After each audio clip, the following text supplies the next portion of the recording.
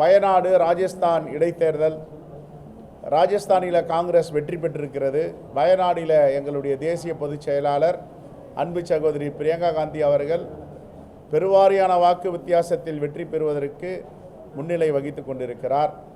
ஜார்க்கண்டில் இந்தியா கூட்டணி ஆட்சி அமைக்கப் போகிறது. மகாராஷ்டிரா தேர்தலில் ஒரு பின்னடைவு ஏற்பட்டிருக்கிறது. ஏற்கனவே நாங்கள் தொடர்ந்து இதை ஆய்வு செய்து கொண்டிருக்கிறோம். குரோஷி அவர்கள், மேனாள் தேசிய தேர்தல் ஆணையத்தின் தலைவர், ஒரு செய்தி சொல்லியிருக்கிறார் 2 தினங்களுக்கு முன்பாக.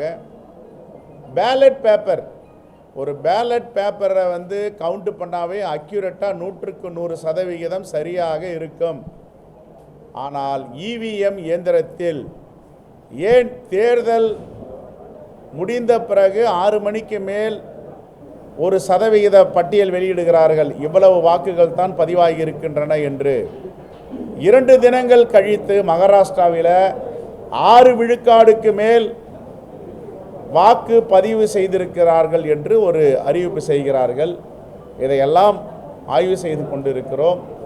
தேர்தல் ஆணையத்துடைய துணையோடு இவர்கள் எங்கெங்கே விளையாட முடியுமோ அங்கெல்லாம் விளையாடி கொண்டிருக்கிறார்கள். அதானியுடைய பெரும்பணம், மதவாத பிளவுகள், எதையெல்லாம் தவறுதலாக கையாள முடியுமோ அனைத்தையும் பாஜக கையாண்டிருக்கிறது. ஆகவே இதை நாங்கள் முழுமையாக ஆய்வு செய்த பிறகு பத்திரிகையாளர் மத்தியில் தெளிவாக என்ன நடந்தது என்பதை சொல்லுவோம். மகாராஷ்டிரா மாநிலத்தில் பாஜகவுடைய வாக்குறுதிகள்லாம் மக்கள்கிட்ட இல்லை, இப்போ 5 கேரண்டி ஸ்கீம்னு கர்நாடகாவில் கொடுத்தோம், நிறைவேற்றணும். தெலுங்கானாவில் கொடுத்தோம் கேரண்டி ஸ்கீம்ஸ், நிறைவேற்றி இருக்கிறோம்.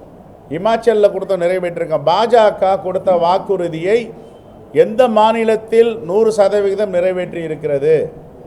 இவங்க 2014 கொடுத்த வாக்குறுதியை 24 போய் இப்போ 25 வரப்போது நிறைவேற்றப்பட முடியல, 10 ஆண்டுகளுக்கு மேல். அப்போ எந்த தேர்தல் வாக்குறுதியை பாஜக கொடுத்ததை நிறைவேற்றியிருக்காங்க? எதை நிறைவேற்றவில்லையே. ஒரு வாக்குக்கு 17 லட்சம் ஒரு வீட்டுக்கு கொடுப்பாங்க, கொடுத்தாங்களா? பெட்ரோல் டீசல் விலையை பாதியாக குறைப்பேன்னு சொன்னாங்க, குறைச்சாங்களா? இந்தியாவுடைய ரூபாய் மதிப்பை அமெரிக்க டாலருக்கு நிகராக நாங்கள் உயர்த்துவோம்ன்றாங்க, உயர்த்தினாங்களா?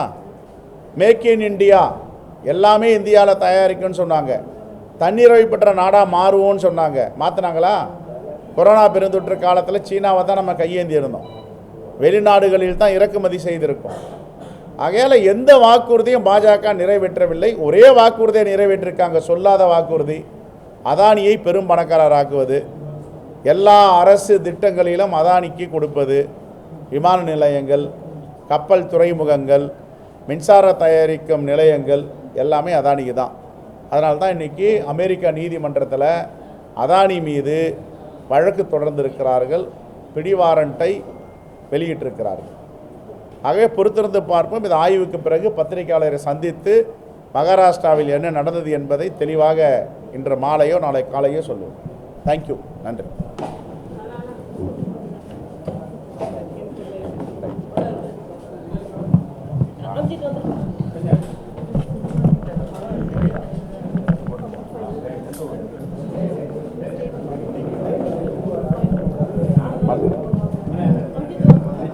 லைவ்